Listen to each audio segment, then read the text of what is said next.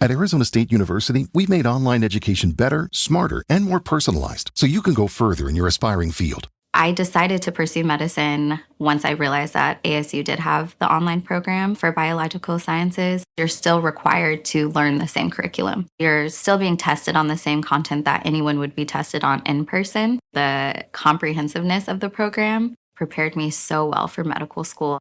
Explore over 350 plus programs at asuonline.asu.edu. At Arizona State University, we're bringing world-class education from our globally acclaimed faculty to you. Earn your degree from the nation's most innovative university. Online. That's a degree better. Learn more at asuonline.asu.edu. Hey everyone, welcome to another deep dive. This time we're tackling Pennsylvania. You sent us a really interesting collection of sources. Looks like we've got historical accounts, some encyclopedia entries, and even some recent news clips. Yeah.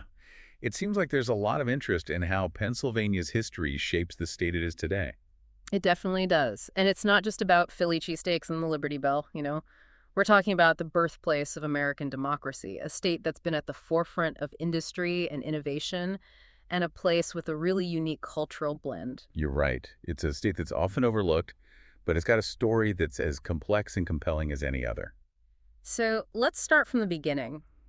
Before European settlers arrived, the land we now call Pennsylvania was home to various indigenous tribes. Yeah, you've got the Delaware, the Susquehannock, and of course the powerful Iroquois Confederacy. The Iroquois Confederacy? Now that's a name that carries some weight. What was their influence like in the region?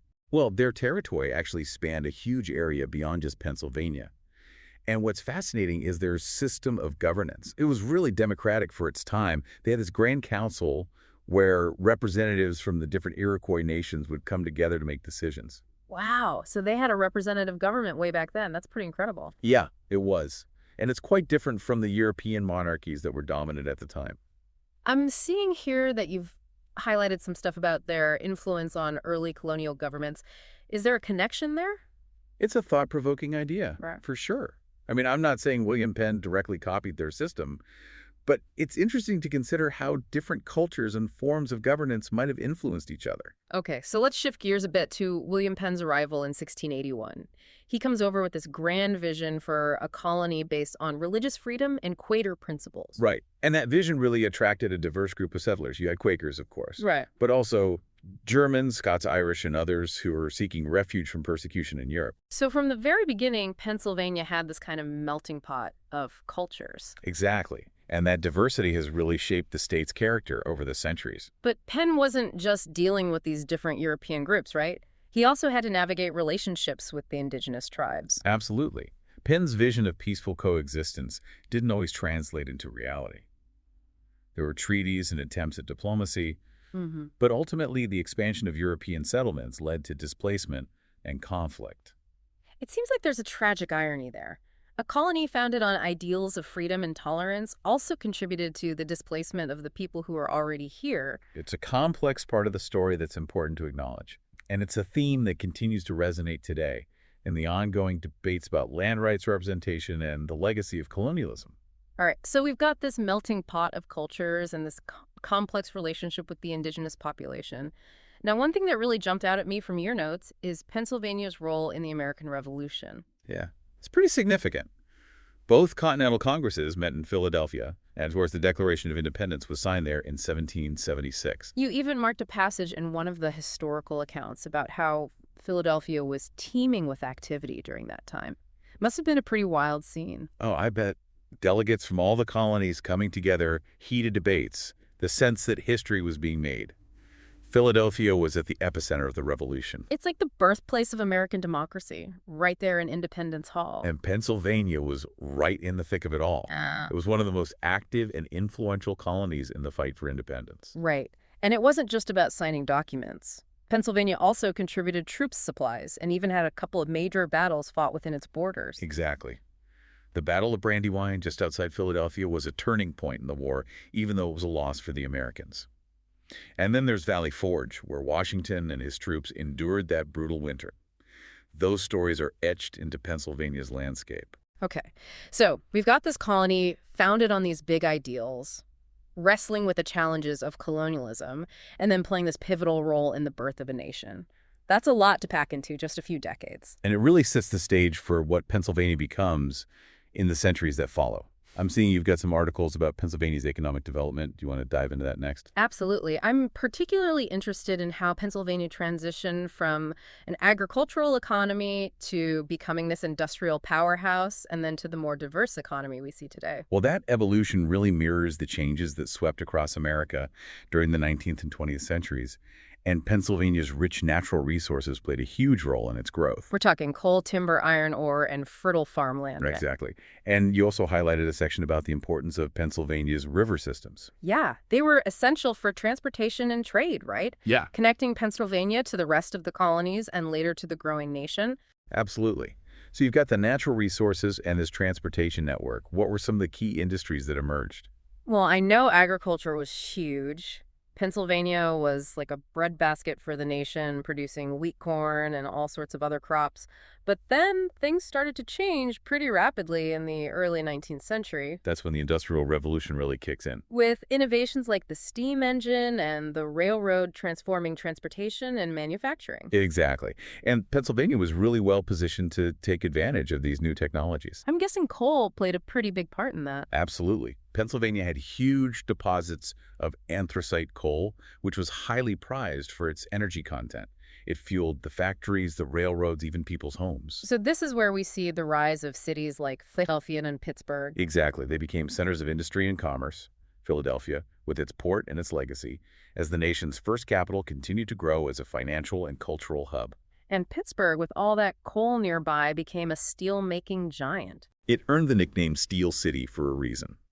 The steel mills of Pittsburgh produced the materials that built skyscrapers, bridges, and railroads across the country. It's an amazing story of growth and innovation, but I'm also seeing some of your notes about the downsides of this industrial boom. Things like labor unrest and environmental damage. Yeah, the rapid industrialization of Pennsylvania brought both progress and problems. Working conditions in the factories and mines were often harsh and dangerous. And the demand for coal led to widespread mining, which had a huge impact on the environment. Absolutely.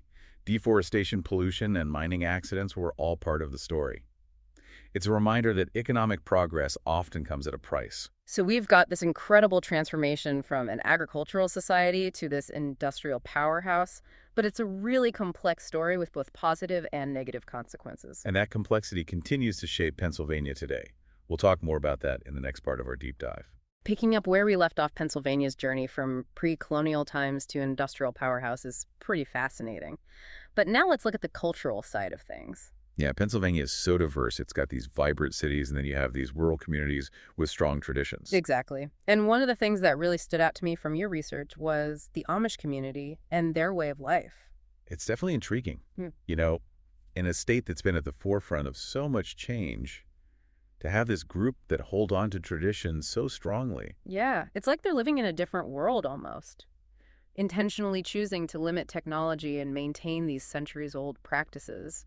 And it really makes you think about progress and what constitutes a good life. Ah. It does. It challenges our assumptions.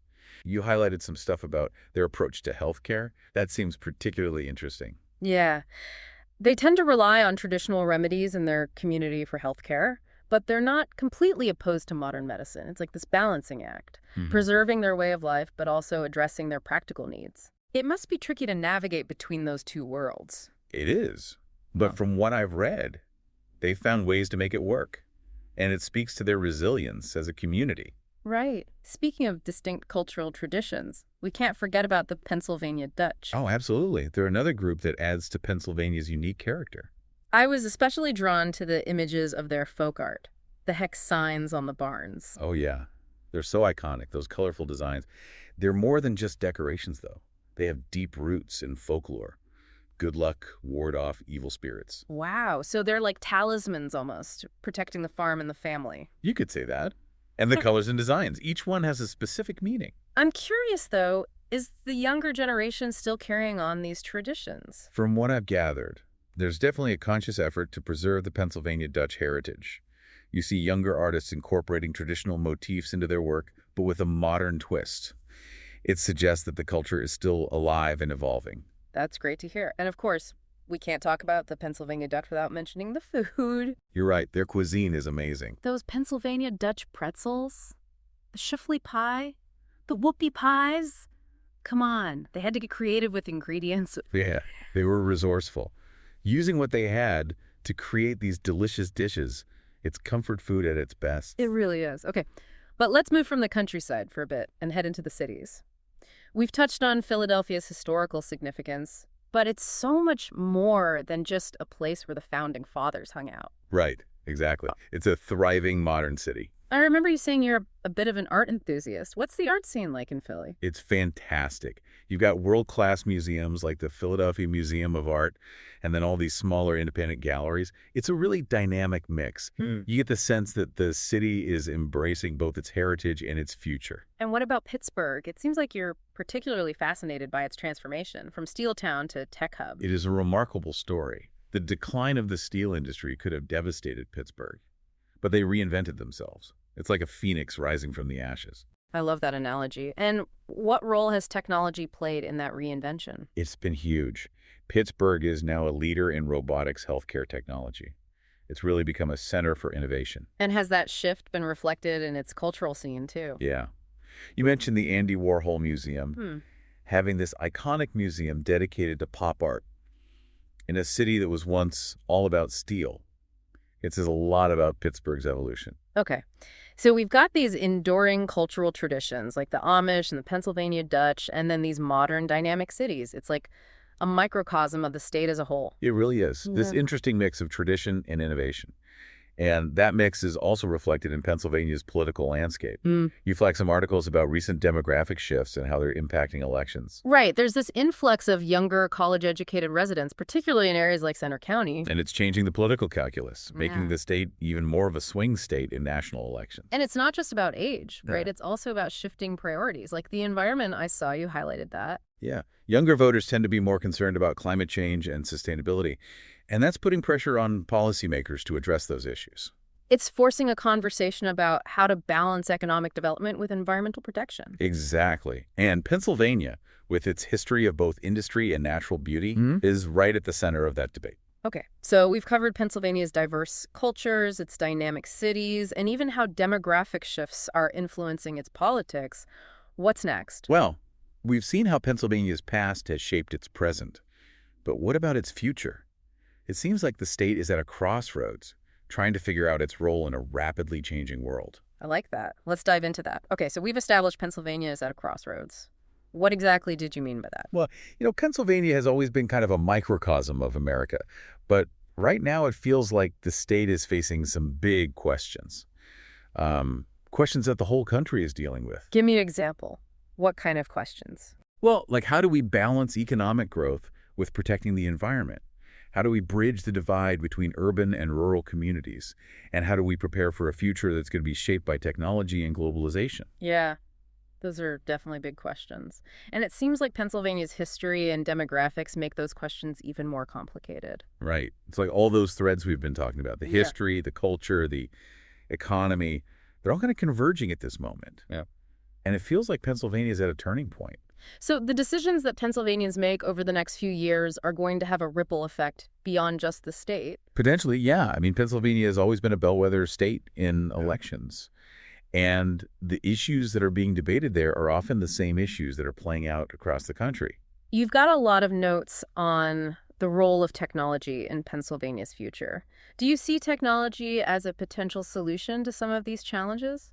It's tough to say. Technology is definitely a double-edged sword. On one hand, it has the potential to create jobs and opportunities, especially in areas that have been hit hard by the decline of manufacturing. But it can also widen inequality if those opportunities aren't available to everyone. So it's not enough to just have the technology. You need the infrastructure and the education to make sure everyone benefits. Right. And that brings us back to some of those political debates we talked about. Are policymakers going to make those investments? Are they going to put policies in place to ensure a more equitable distribution of the benefits? So it sounds like Pennsylvania's future really depends on its ability to adapt and make some tough choices. Yeah, I think so. And it's not just about government policy. It's also about the choices individuals make, the businesses that invest in the state, and the communities that work together to solve problems. Thinking about Pennsylvania's role in the nation as a whole, we've talked about how it's often seen as a bellwether state. What does that mean for the country going forward? Well, the issues that are being debated in Pennsylvania are often the same issues that are being debated on a national level. So how those debates play out in Pennsylvania could have implications for the direction of the whole country. It's like Pennsylvania is a testing ground for these big ideas. In a way, yeah. And because Pennsylvania has such a diverse population, both geographically and politically, those ideas have to appeal to a broad range of people if they're going to succeed. So as we wrap up this deep dive into Pennsylvania, it's clear that the state's story is far from over. It's got this rich and complex past, and its future is full of both challenges and opportunities. Exactly. And I think that's what makes it so fascinating to study. It's a reminder that history is always unfolding, and we're all part of that unfolding story. I like that. And I hope our listener feels empowered to keep exploring Pennsylvania's story, because it's not just about one state. It's about understanding the forces that are shaping the world around us. Right, so keep asking questions, keep learning, and keep those conversations going. Thanks for joining us on this journey through Pennsylvania. We'll see you next time for another deep dive. Today is your lucky day. Today is the day that our $3 website works for you, paying you directly to your PayPal daily. Imagine $3 ongoing continuous payments to your PayPal account. Imagine falling asleep and waking up to $300 in your PayPal account. How would this make you feel? How could this help you? What bills could you pay? What kind of fun could you have? What does that retirement look like now? All for a one-time payment of $3. This website is DFY done for you, fully built and completely hosted, and never stops collecting payments for you. You have spent $3 on coffee on a regular, but that coffee won't help you create multiple streams of income. Click the link below.